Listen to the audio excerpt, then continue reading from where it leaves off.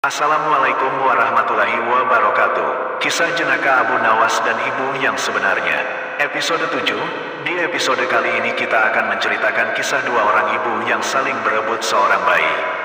Barang siapa yang sayang ibunya, yuk tekan tombol subscribe. Pada suatu hari, ada dua orang wanita yang bertengkar di dekat rumah Abu Nawas. Dua wanita itu saling berteriak dan menyerang lawannya. Salah satu wanita itu menggendong seorang bayi. Keributan ini mengundang kerumunan warga. Warga pun ingin tahu apa penyebab pertengkaran mereka. Ternyata dua wanita itu sedang memperebutkan bayi yang sedang digendong oleh salah satu di antara mereka. Keduanya mengaku sebagai ibu dari bayi itu. Pertengkaran ini tak bisa dilerai karena tidak ada penyelesaiannya. Kasus perebutan bayi ini akhirnya diserahkan kepada hakim. Namun, hakim mengalami kesulitan untuk memutuskan wanita mana yang merupakan ibu bayi itu. Dua wanita itu sama-sama bersikeras bahwa bayi itu adalah anaknya. Hakim itu akhirnya menghadap raja untuk meminta bantuan. Raja pun mencari cara untuk menentukan ibu bayi yang sebenarnya. Raja pun berbicara kepada dua wanita itu secara terpisah. Raja berbicara dengan cara yang sangat halus agar mereka mengaku. Namun, cara yang ditempuh raja tak membuahkan hasil apa-apa. Kedua wanita itu justru semakin mati-matian mengaku sebagai ibu dari bayi itu. Raja hampir putus asa. Masalah ini harus segera diputuskan karena menyangkut nasib seorang bayi. Raja lalu ingat Abu Nawas. Selama ini Baginda sering meminta bantuan Abu Nawas untuk memutuskan perkara yang sulit. Abu Nawas pun dipanggil ke istana untuk menghadap sang raja.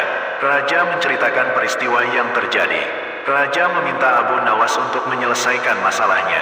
Raja memberi waktu 1 hari kepada Abu Nawas untuk memikirkan jalan keluarnya.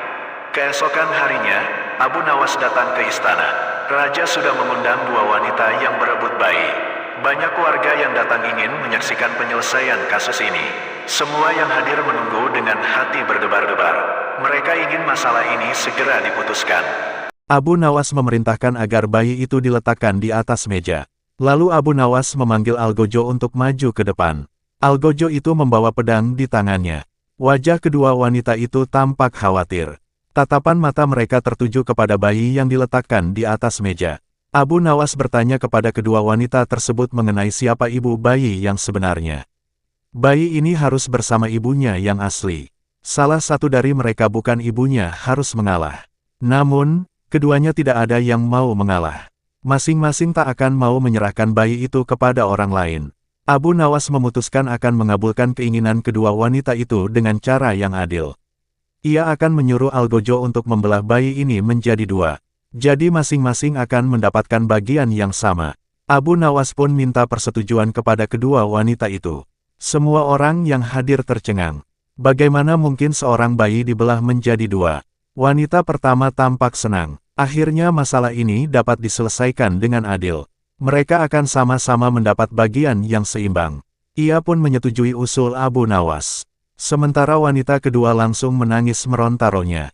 Ia menjerit-jerit histeris. Ia meminta agar Abu Nawas tidak membelah bayi itu.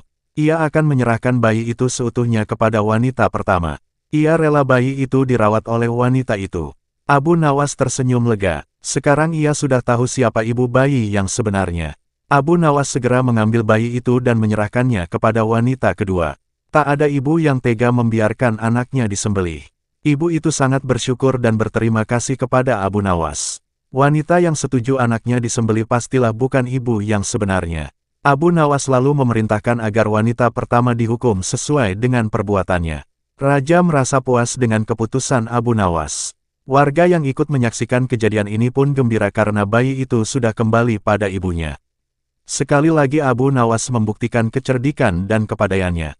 Raja pun ingin mengangkat Abu Nawas menjadi penasehat kerajaan. Namun Abu Nawas menolak. Ia ingin tetap menjadi rakyat biasa saja. Dari kisah ini, pelajaran apa yang bisa kita ambil? Berikan pendapat kalian di kolom komentar. Sekian dan terima kasih. Wassalamualaikum warahmatullahi wabarakatuh.